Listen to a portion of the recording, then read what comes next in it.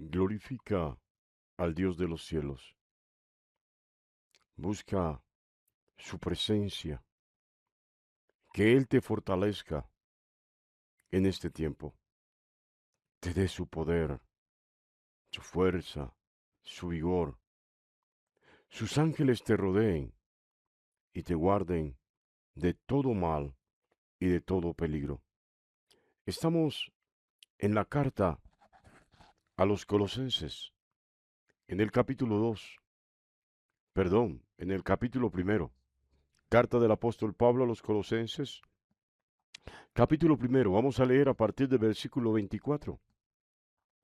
La palabra de Dios dice así: Ahora me gozo en lo que padezco por vosotros, y cumplo en mi carne lo que falta de las aflicciones de Cristo por su cuerpo, que es la iglesia, de la cual fui hecho ministro, según la administración de Dios que me fue dada para con vosotros, para que anuncie cumplidamente la palabra de Dios.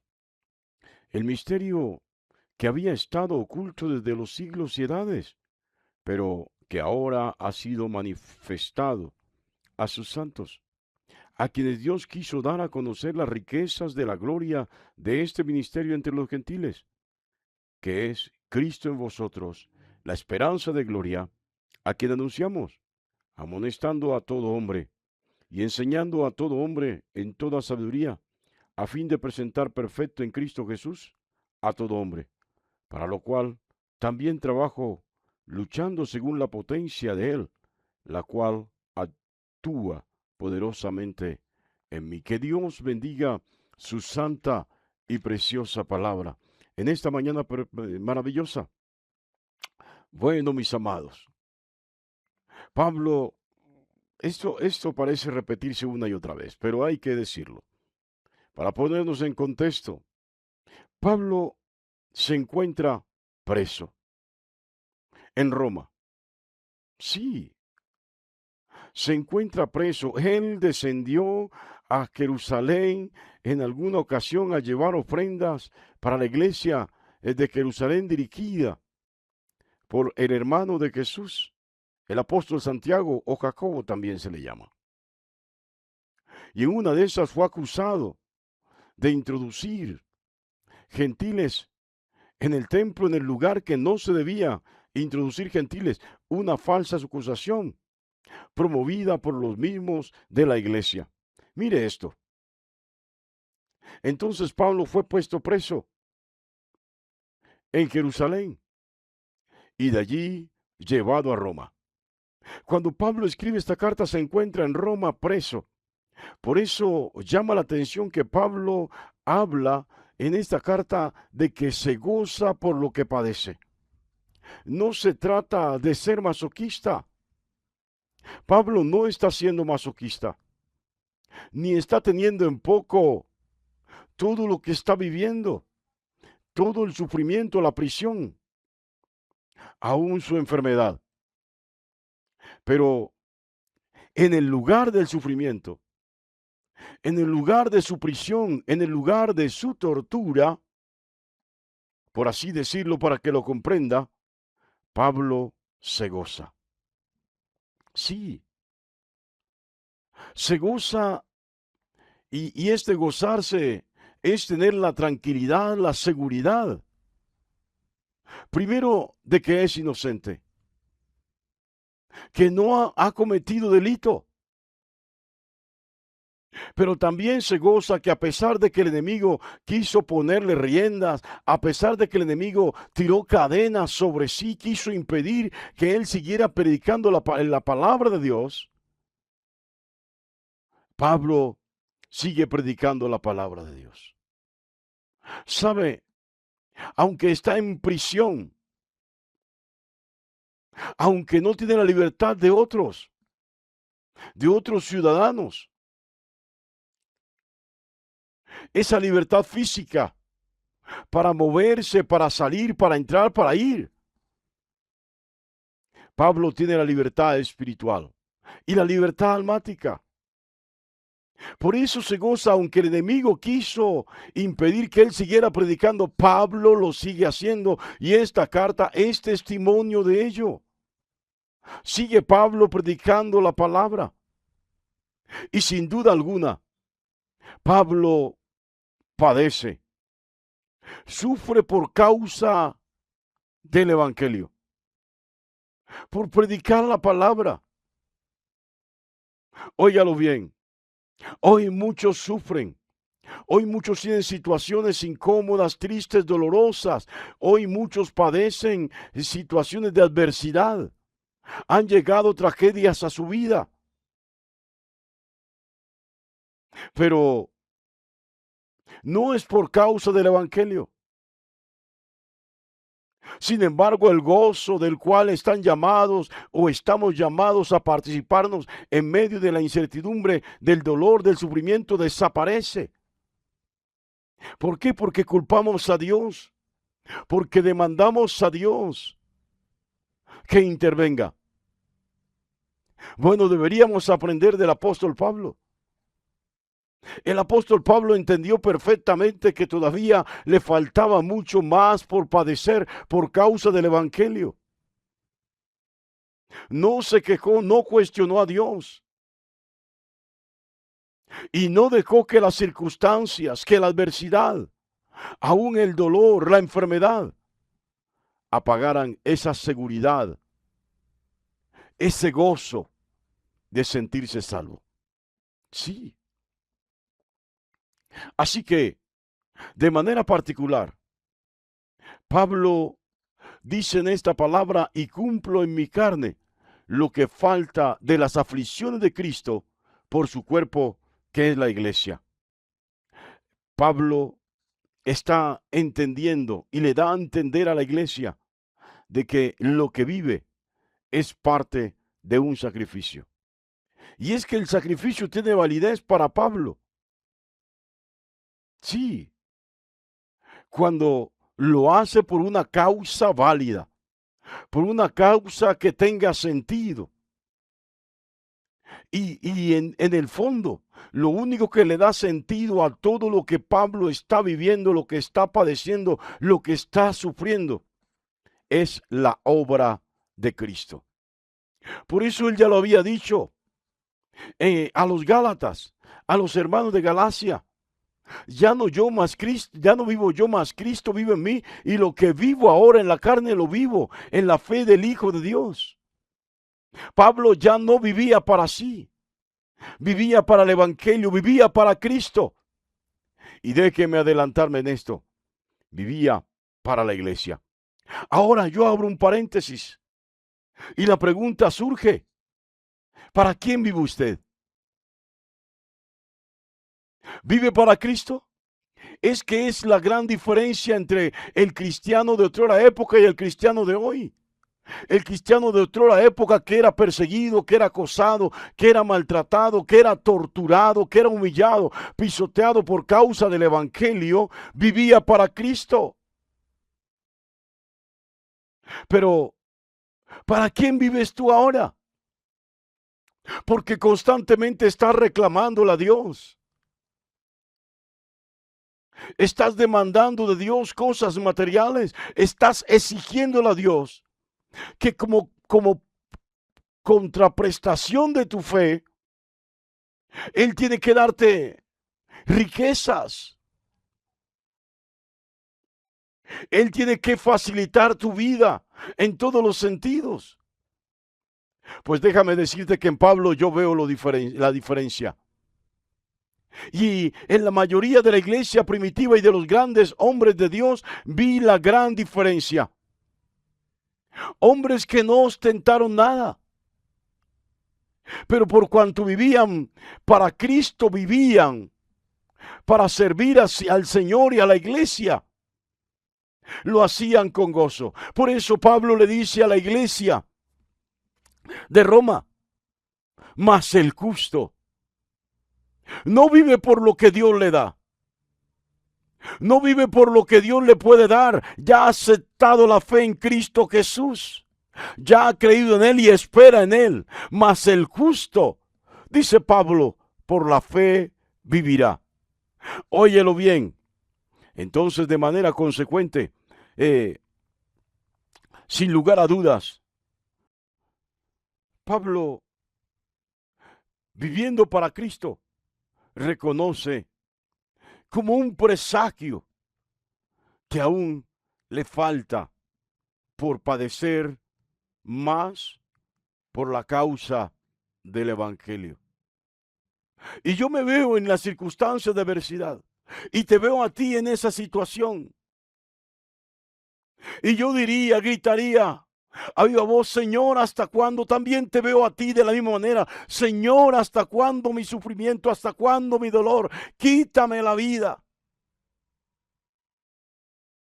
O simplemente abandonando el camino de la fe.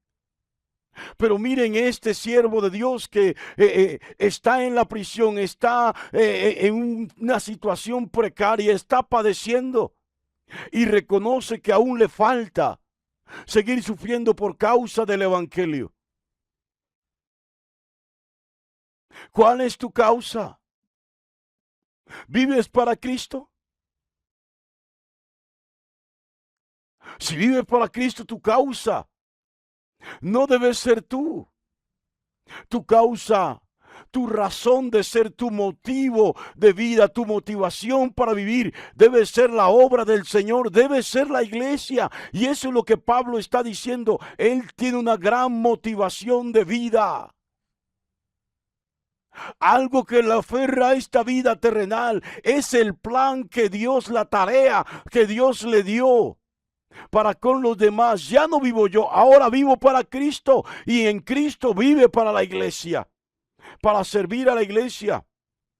Por eso dice Pablo que él es un ministro, de la cual fui ministro, según la administración de Dios que me fue dada para con vosotros. Pablo dice que es ministro de la iglesia, y cuando dice que es ministro de la iglesia por llamamiento de Cristo, no está diciendo que es un jerarca de la iglesia, que está dentro de una estructura jerárquica de la iglesia de Cristo. No. La palabra ministro, tengo que insistir en esto, solamente quiere decir alguien que está al servicio de otros, alguien que está al servicio de los demás, alguien que ha sido escogido y se le ha dado el privilegio y la dignidad de servir a los demás. Así de literal es esto. Pablo es un servidor en Cristo a la iglesia. Sí, ha sido escogido por Dios para quitar el velo, para quitar la oscuridad a los gentiles, a los no judíos que quieran creer en la revelación, en el evangelio de Cristo. ¿Te has preguntado para qué has sido escogido? ¿Sabes? La iglesia de Colosas, aunque habían aceptado la fe en Cristo Jesús, todavía tenían muchos temas que no comprendían. ¿Y por qué te digo esto? Porque hay mucha gente hoy que dice creer en Jesús. Hay muchos que dicen ser cristianos. Algunos tienen una Biblia en la casa, de manera decorativa, abierta en la sala. Otros se signan, se persignan por cualquier motivo. Otros no tienen una Biblia, no se signan, pero dicen creer en Jesús. Pero no conocen realmente el Evangelio de Jesús. No conocen realmente a Cristo. Llevan una cadena con un crucifijo, con un muñequito colgado en su pecho, o en el pulso de su mano, o en la tobillera. Esto indica que no le conocen. Si realmente le conocieran, sabrían que Él no quedó en la cruz. Si realmente le conocieran, sabrían que Él está sentado a la diestra del Padre. Si realmente le conocieran, estarían esperándolo, porque Él dijo: he aquí vengo pronto y mi galardón conmigo. Óyelo bien. Hay muchos que no conocen todavía a Jesús, que todavía están en oscuridad y todavía tienen el velo puesto. Tú que escuchas este mensaje, Pablo le está diciendo a la iglesia de Colosas que a partir del poco conocimiento que tienen de Jesús, tienen que salir a llevar este mensaje. A ustedes les ha sido quitado el velo, ahora ustedes tienen que quitarle el velo a otros. A ustedes les ha resplandecido la luz de Cristo, ya no viven en oscuridad, ahora tienen que impactar con su luz, con la luz que hay de Cristo en ustedes, las tinieblas, la oscuridad en la que viven otros.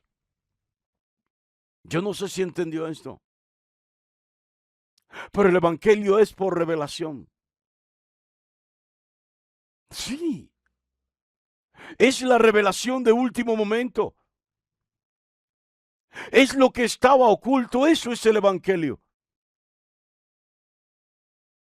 Es lo que el hombre estuvo esperando, lo que el hombre deseaba y lo que el hombre necesita realmente para volver en comunión con Dios. Así que ya no es tiempo simplemente de jugar a lo de la fe, de jugar a lo de la iglesia. Ya no es tiempo de jugar a los que adoran y alaban. Ahora es tiempo, luego de haber activado tu fe, de pedir sabiduría e inteligencia al Señor para hacer esos instrumentos útiles de Dios, de tal manera que podamos llevar el mensaje de salvación a otros y que la luz de Cristo resplandezca en la vida de los demás. Recibir este mensaje es un verdadero privilegio. Sí, sí. Y tienes que saber, como lo dice Pablo, que cuando se predica el evangelio, porque tú dirás: no, pues yo no sé hablar, decía Moisés, yo no hablo bien. A mí no me fluyen las palabras como le fluye al pastor o al hermano tal. Yo no tengo esa sabiduría, esa inteligencia. Tienes que saber que cuando tú te decides a predicar el evangelio de Cristo, no solamente el Espíritu Santo viene sobre tu vida, sino que el poder de Cristo se activa en ti, como Pablo lo dice abiertamente. Óigalo bien.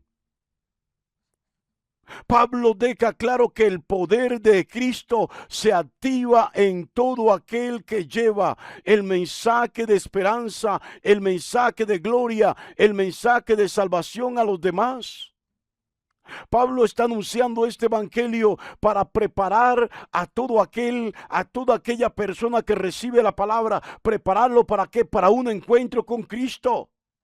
Y eso es lo que usted y yo debemos hacer, no solamente prepararnos a nosotros, sino ayudar a que otros se preparen, trabajar para que otros, cuando Cristo venga, estén preparados para ese encuentro. Pablo dice: para lo cual también trabajo luchando según la potencia de Él, la cual actúa poderosamente en mí. Cuando predicas el evangelio de Cristo, en ti se activa un plus, un valor agregado. Y este plus, este valor agregado, este más, no es otra cosa que el poder de Cristo para llenarte de sabiduría y de inteligencia, para que la luz suya resplandezca sobre ti e impacte las tinieblas de los demás. Hay un plan, hay un propósito de Dios cuando te llama, de Cristo cuando te recibe, cuando te acepta, cuando le abre la puerta de tu vida. Y es que luego de que ilumina tu vida, tú seas ese instrumento para iluminar las vidas de los demás. Dios te bendiga grandemente en esta maravillosa y preciosa mañana.